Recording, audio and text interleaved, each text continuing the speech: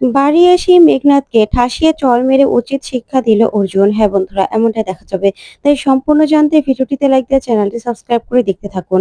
গল্পের শুরুতেই দেখা যাবে অর্জুন কোর্টে দাঁড়িয়ে শপথ নিয়ে নেয়। তখনই দেখা যাবে উকিলবাবু বলে, আচ্ছা অর্জুন চ্যাটার্জি, আপনার হাতে আর কি কি তথ্য এসেছে আপনি আমাদেরকে খুলে বলুন।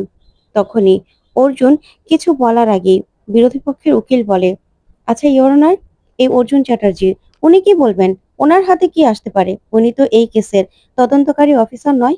তাহলে ওনার তদন্ত করার জিনিস আমরা নেবই বা কেন, মানবই বা কেন?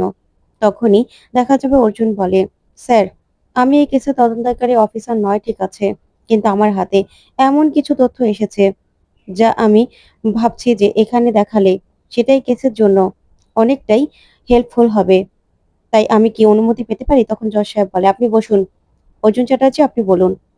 তখনই দেখা যাবে অর্জুন বলে, ইওর অনার, যে ছেলেগুলো এখানে ওপালির নামে সাক্ষী দিয়েছে সেই ছেলেগুলো মিথ্যা কথা বলছে। ওরা শুধুমাত্র ওপালির উপর রাগের থেকে এই কাণ্ডগুলো ঘটিয়েছে। বলেছিল না যে ফোনটা এক্সচেঞ্জ হয়ে গেছিল?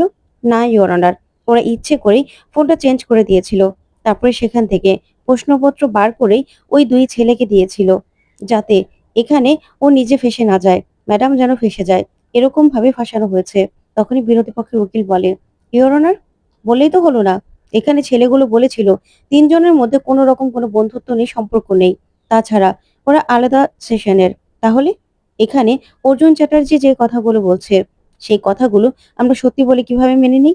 তখনই দেখা যাবে অর্জুনের পক্ষের উকিল বলে, ইওর অনার, এটার যথাযথ প্রমাণ অর্জুন চ্যাটার্জির কাছে রয়েছে, সেই জন্যই ও এটা বলতে পারছে। তখনই মেঘনাদ খুশি হয়ে যায়, মনে মনে বলে, এবারই তো প্রমাণের কথা আসবে। কিন্তু অর্জুন প্রমাণটা কি করে দেবে? তারপরেই ওপালির উকিল বলে, আমাদের কাছে যথাযথ সমস্ত প্রমাণ রয়েছে ইওর অনার, যে অর্জুন চ্যাটার্জি যা বলছে সব সত্যি কথা বলছে। এখানে এখানে শিক্ষিকা ওপালিকে ফাঁসানো হয়েছে জঘন্যভাবে। অর্জুন চ্যাটার্জি, আপনি প্রমাণটা আদালতে পেশ করুন। তখনই অর্জুন পকেট থেকেই একটা টিস্যু বের করেই ঘাম মুছতে থাকে। তখন জজ সাহেব বলে, দেখুন অর্জুন চ্যাটার্জি, এটা ঘাম মোছা জায়গা নয়। প্রমাণ থাকলে দেখান, কোর্টের সময় অযথা নষ্ট করবেন না। তখন বিরোধী পক্ষের উকিল বলে, ইওর অনার, ওনাদের কাছে কিছুই নেই, কোনো প্রমাণই নেই, শুধু শুধু কোর্টের সময় নষ্ট করছে। তখন অর্জুন বলে, প্রমাণ আছে। তারপরেই মেঘনাথ চলে যেতে লাগলেও আবার বসে পড়ে। এদিকে গঙ্গা খুশি হয়ে যায়। তখনই আলোর কাছ থেকে সেই মোবাইলটা নিয়ে নেয় উকিলবাবু।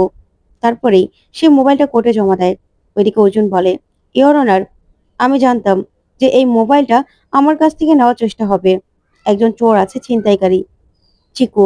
আর তাকে আমরা পুলিশ অফিসাররা সবাই চিনি ডিপার্টমেন্টের।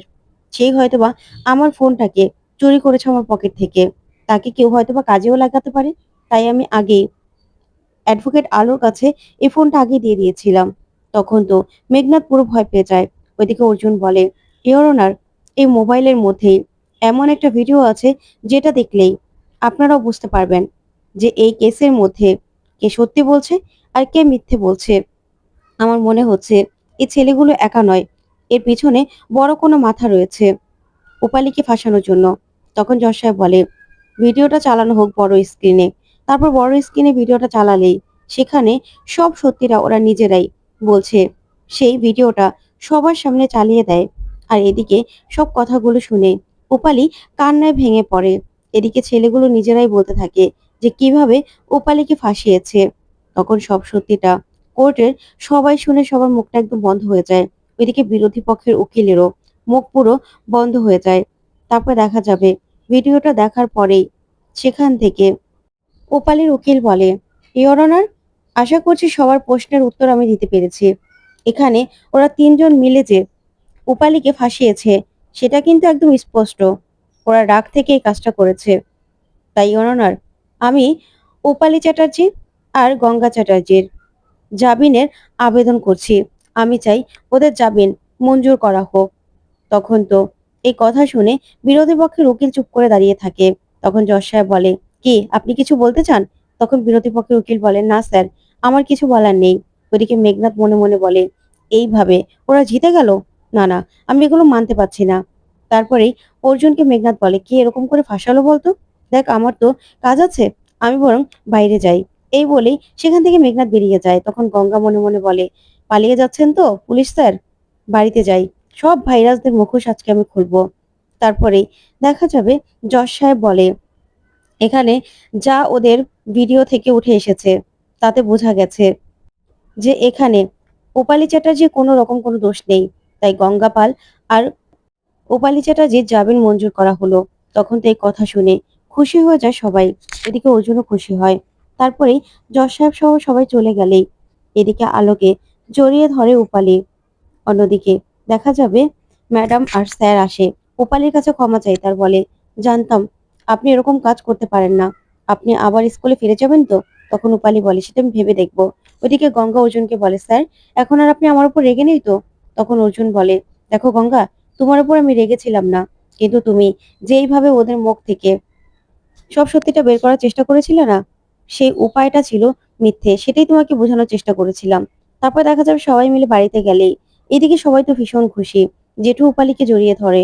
তারপরে জেঠু অর্জুনকে বলে, এই সবকিছু যে গঙ্গা করেছে, গঙ্গার জন্যই যে আমার মেয়ে আজকে বাড়ি ফিরে এসেছে আমরা সবাই জানি। গঙ্গা, তুই যা করেছিস তোর কাছে সারা জীবন কৃতজ্ঞ থাকবো রে মা। তখন গঙ্গা তাকিয়ে থাকে। তারপরে জেঠু বলে, কিন্তু ওই ছেলেগুলো হঠাৎ করে আমার মেয়েকেই কেন ফাঁসাতে গেল? তখন অর্জুন বলে, আসলে জেঠু, ওরা রাগ থেকে এই কাজটা করেছে। তারপরেও ওদেরকে জিজ্ঞাসাবাদ করা যাবে। তখনই মেঘনাদ সেখানে আসে। তারপর অর্জুন বলে, কিন্তু আমার মনে হচ্ছে এর পিছনে বড় কোনো মাথা রয়েছে। কেউ ইচ্ছে করে এই কাজটা করেছে। ওইদিকে পিয়ালি গঙ্গাকে এসে বলে, গঙ্গা, তুই এসেছিস, আমি জানতাম তুই ঠিক ফিরে আসবি। আর তুই ঠিক উপালি দিদিকেও নিয়ে আসবি। তখন গঙ্গা বলে, হ্যাঁ রে পিয়ালি দিদি, নিয়ে আসবো না? তারপর দেখা যাবে মিডিয়ার লোকজন নিয়ে স্কুলের ম্যাডাম আর স্যার হাজির হয়। আর তারা ফুল নিয়ে আসে উপালির জন্য। আর বলে, আমরা ভুল করেছিলাম, আমরা না বুঝতে পারিনি, এক মুহূর্তের জন্য আমরা ভুল ভেবেছিলাম। এখন আপনি বললেন যে ভেবে দেখবেন, ওই স্কুলে যাবেন না, কিন্তু আপনাকে যে যেতেই হবে ম্যাডাম। আপনি বলুন কবে যাবেন? তখন উপানি বলে, আপনাদের কাছে আমি হাত জোর করে ক্ষমা চাইছি, আমাকে একটু ভাবতে সময় দিন। আর তাছাড়া আমার সঙ্গে যেই অ্যাক্সিডেন্টটা হয়েছে সেটা ওই স্কুলে গেলে আমার আবার বারবার মনে পড়বে। আর আমি আগের মতো আর পারবো না ওরকম ভাবে স্টুডেন্টদেরকে শিক্ষা দিতে। তখন ম্যাডাম বলে, দেখুন ম্যাডাম, আমরা তো আগেই জানতাম যে আপনি এরকম কিচ্ছু করতে পারেন না, তাই মিডিয়ার লোকজনদেরকেও আমি নিয়ে এসেছি। তখনই উপালি মিডিয়ার লোকজনদের সামনে বলে, আসলে আমার সঙ্গে যেটা হয়েছে শুধুমাত্র স্টুডেন্টরা ঘটিয়েছে সেটা কিন্তু নয়। ওরা রাগ থেকে যত কিছুই করুক না কেন, এইভাবে আমাকে ফাঁসাতে চাইতে পারে না। নিশ্চয়ই এর পিছনে বড় কোনো মাথা আছে, বড় কেউ আছে, তাকে খুঁজে বের করতে হবে। আর তাহলেই জানা যাবে যে তার উপর আমার কি রাগ। তারপরে দেখা যাবে সবাই মিলে উপালির হয়ে কথা বলে আর বলে, উপালির সঙ্গে যেটা ঘটেছে তার জন্য উপালিকে একটু সময় দেওয়া দরকার। আমাদের মেয়ে ভেবে দেখবে যে ও কি করবে। ঠিক আছে? আপনাদেরকে যা বলার বলে দিয়েছি। তখন অর্জুন বলে, হ্যাঁ, উপালি ভেবে আপনাদেরকে জানিয়ে দেবে। তারপরেই দেখা যাবে অর্জুন পিয়ালিকে বলে, পিয়ালি, ওনাদের জন্য চা মিষ্টি ব্যবস্থা করো। তখন তো মেঘনাথ মনে মনে ভাবে, না না, এইভাবে সবকিছু ঠিক করে দিতে পারে না। এই চ্যাটার্জি বাড়িতে আগুন জ্বলবে, আগুন। প্রত্যেকটা মানুষ নিজেদের যন্ত্রণায় কাতরাতে থাকবে। এটা হলো এই মেঘনাথ চ্যাটার্জির প্রতিজ্ঞা। তারপরে দেখা যাবে সেখান থেকে মিডিয়ার লোকজন চলে গেলেই সে ছেলেগুলোকে সমীরণ ধরে নিয়ে আসে আর বলে, স্যার এবার ওদেরকে জিজ্ঞাসাবাদ করুন। তখন তো মেঘনাথ মনে মনে বলে, এই সমীরণের ওপরও আমার উপর নজর থাকবে। তারপরে অর্জুন ছেলেগুলোকে বলে, বলো তোমরা কেন করেছো, বলো, এখনো কিন্তু সময় আছে, না হলে কিন্তু তোমাদের অবস্থা কি করবো তুমি বুঝতে পারছো না। তখন ছেলেগুলো বলে, আসলে স্যার আমাদের হাতে টাকা এসেছিল, তাই আমরা এই কাজটা করেছি। খামের মধ্যে প্রশ্নপত্র পেয়ে আমি এই কাজ করতে বাধ্য হয়েছি। তখন অর্জুন বলে, শুধুমাত্র রাগের থেকে একটা ম্যাডামের জীবন নষ্ট করে দিলে? তো বন্ধুরা, কেমন লাগলো আজকের আপডেট? কমেন্ট করে জানাও।